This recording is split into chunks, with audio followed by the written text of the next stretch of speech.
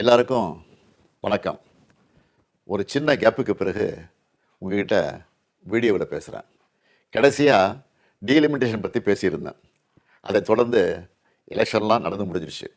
ரிசல்ட்டும் வந்துச்சு. ரிசல்ட்டுக்கு பிறகு என்னவெல்லாம் நடந்துச்சு, என்ன நடக்குது எல்லாத்தையும் பார்த்துக்கிட்டு தான் இருக்கோம். 2 வாரமாக எல்லா வீடுகள்லேயும் நியூஸ் சேனல் தான் ஓடிட்டே இருக்குது.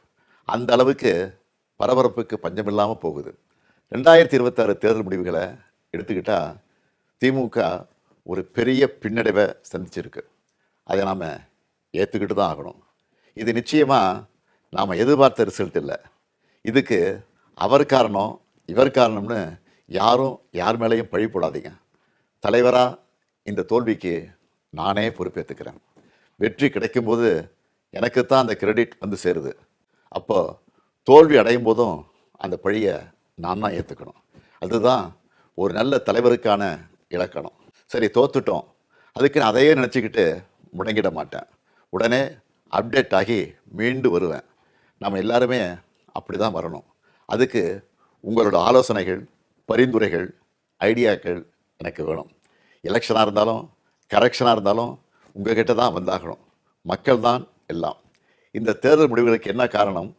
திமுக இன்னும் எப்படியெல்லாம் உங்களுக்காக உழைக்கணும்னு நீங்கள் நினைக்கிறீங்கன்னு சொல்லுங்கள். உங்களோட கருத்துக்களை ஓப்பனாக சொல்லுங்கள். அதுக்காகத்தான் இந்த உடன்பிறப்பின் குரல் வெப்சைட். இதில் உங்கள் கருத்துக்களை பதிவிடுறது ரொம்ப சிம்பிள். உங்கள் வாய்ஸ்லேயே பேசி கருத்துக்களை சொன்னீங்கன்னா அதுவே டைப் ஆகிடும். நேரடியாக நீங்களே டைப் பண்ணியும் சொல்லலாம். இல்லைன்னா நீங்கள் பேப்பரில் எழுதி அந்த ஃபோட்டோவை அப்லோட் பண்ணலாம், டாக்குமெண்ட்டாக அனுப்பலாம். உங்கள் கருத்துக்கள் எனக்கு வந்து சேர்ந்துடும். அதையெல்லாம் படித்து பரிசீலித்து நம்ம அடுத்த கட்ட நடவடிக்கையை வடிவமைக்க போகிறேன்.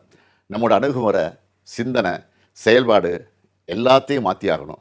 காலத்துக்கு ஏற்ற மாதிரி எவால்வ் ஆகித்தான் ஆகணும். உங்கள் கருத்துக்களின் அடிப்படையில் டிஎம்கே 2.0 வரும்.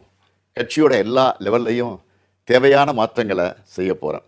இதனால் அடுத்த 100 ஆண்டுகளுக்கும் இந்த இயக்கம் உயிர்ப்போடு இயங்கும், உங்களுக்காக இயங்கும். உடன்பிறப்பே, நீங்கள் சொல்லுங்கள், நான் கேட்குறேன்.